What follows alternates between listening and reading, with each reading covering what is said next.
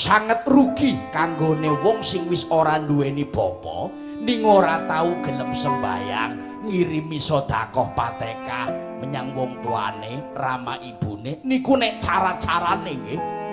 wong lungan teng sawah mboten wonten sing ngirimi daharan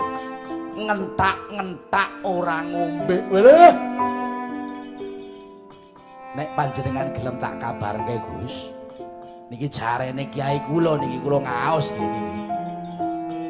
wong sing pun sedo niku saged weruh karo wong sing saiki jeh urip sok kala mangsane malaikat niku ngeret-ngeret karo menungso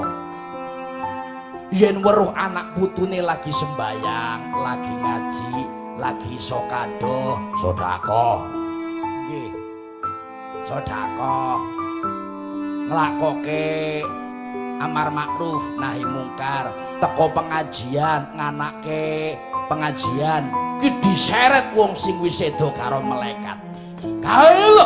almarhum iki anakmu nglakoke kabecikan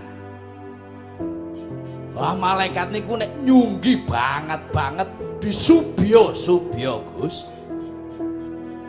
sebab malaikat niku seneng sing wis mati duweni anak turunan kang soleh ning kosok balen yen duwe anak sing mung seneng keplek kecek dadu dolanan wedok kopyok ceki remi samgong bocil neng prapatan nyembelih asu ya ana kowe ngombe pil koplo apa demo ngrusak bondo negara wah kowe malaikat nek nyeret-nyeret sio-sio kaya polisi anggone nyeret maling Gus diseret